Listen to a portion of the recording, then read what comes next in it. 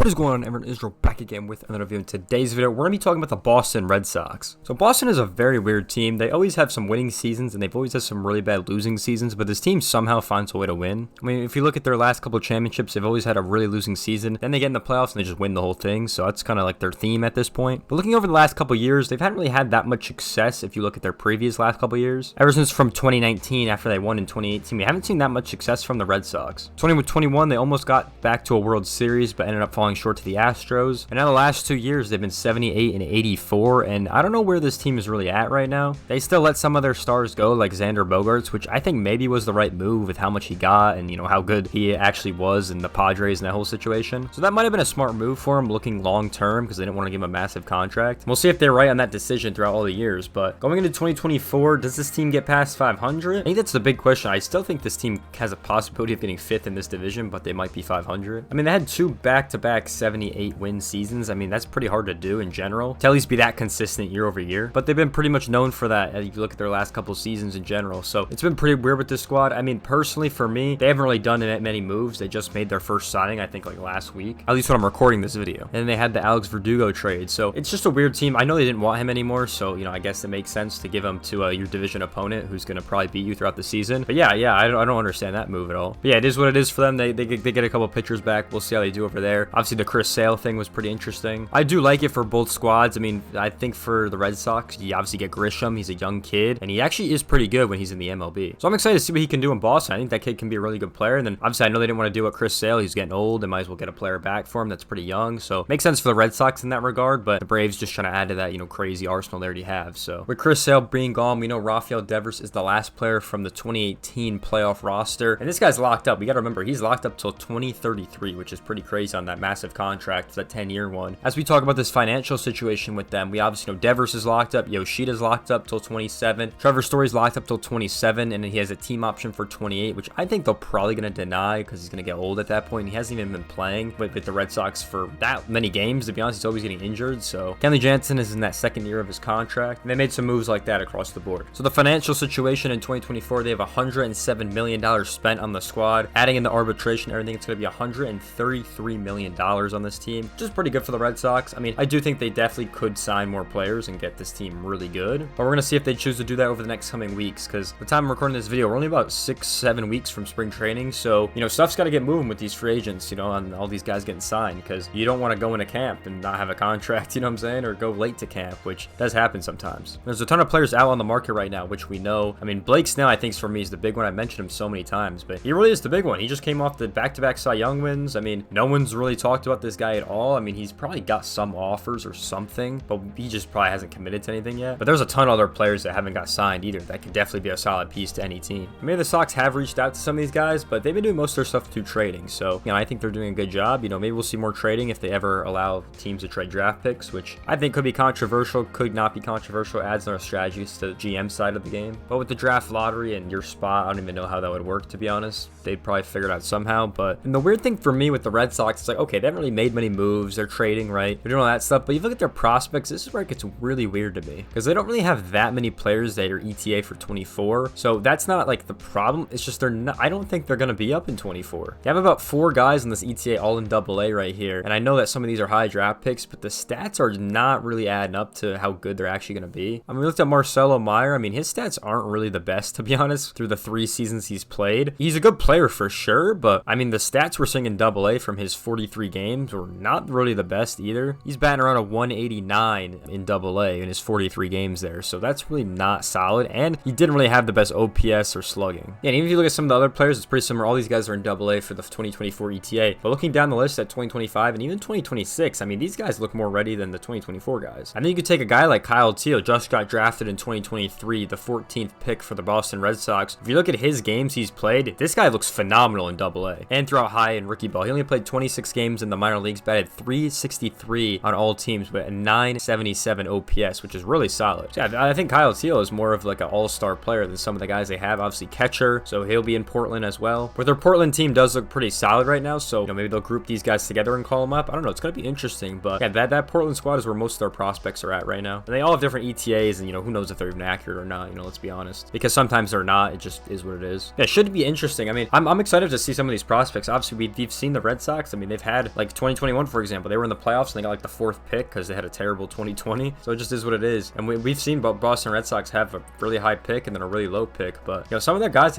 should be exciting talent. So I'm excited to see this squad and actually perform with some of these new rookies that they have, because these guys will be pretty solid. With all that being said, though, I really don't know where this team stands in the AL East. I mean, that division is just so hard. I mean, all the teams are pretty much improving at this point, and it's just hard to see where the Red Sox are at. Like, obviously, the thing with the whole, like, playoffs is you have to jump one of these teams to even get a playoff spot, right? There's only 3 wild card spots in one division, so their whole division can make it except them, which is kind of crazy to think about. So they're gonna have to top one of these teams, and I don't know if they're gonna be able to do that. If you look at the AL in general, like the whole wild card race, it wasn't that much of a race. I mean, a lot of the bad teams were in the AL, I would say, last year, and I think the Red Sox were one of those teams, at least from a playoff point of view. So if they're competitive, I would like to see it. I just don't know in this current state of the Boston Red Sox if they will be competitive. Obviously, the last 2 seasons they've obviously been a decent team. That's not what I'm saying. I'm just saying a playoff competitive team, because that's what I kind of used to define that, I guess you could say. But yeah, so a lot of the guys in that AA system, we'll see what happens with them. Right now in this current system, I don't think this team makes the playoffs, and I would like to see them go out and sign some players. I mean, we can start listing off some of the players. I mean, Marcus Stroman, we have no idea where he's going to go. Joey Votto's another one. Jock Peterson's another big market player. Yasmani Grandal could be good too. Guys like Liam Hendricks, Cody Bellinger's another big one. AJ Pollock and Josh Hader up there too. Gene Segura, Will Myers, Matt Chapman's another big one we haven't heard anything about. Jorge Soler, Reese Hoskins another big one. Michael Brantley, Mike Clevenger. Obviously Randall Grishek.